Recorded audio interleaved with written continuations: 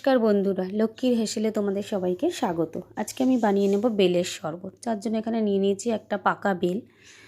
বেলটাকে আমি একটু ফাটিয়ে নিলাম। তারপর একটা চামচের সাহায্যে বেলের ভেতরের শাঁসগুলো বের করে নিচ্ছি। এই গরমে বেল খাওয়াটা খুব উপকারী। বেলের শরবত পুরো শাঁসটা আমি বার করে নিয়েছি। তারপরে আমি হাতের সাহায্যে ভালো করে চটকে চটকে নরম করে নেব। তারপরে সামান্য জল দিয়ে আরও নরম করে নিয়ে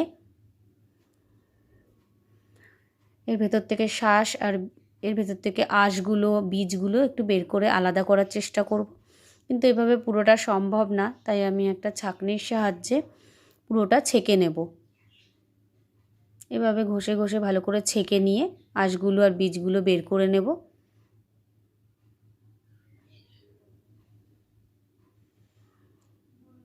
পুরো শাঁসটাই আমার বার করা হয়ে গেছে। এবার এর মধ্যে দিয়ে দেব পরিমাণ মতন চিনি। চিনিটা দিয়ে আমি একটা চামচের সাহায্যে ভালো করে মিশিয়ে নেব। মেশানো হয়ে গেলে এর মধ্যে দিয়ে দেব পরিমাণ মতন দুধ। কিন্তু অনেকে আছে দুধটা পছন্দ করে না, তারা দুধটা স্কিপ করে যেতে পারো, এখানে জল ইউজ করতে পারো।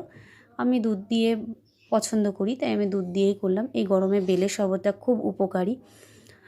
আমার বেলের শরবতটা তোমাদের কেমন লাগলো জানিও। নমস্কার বন্ধুরা।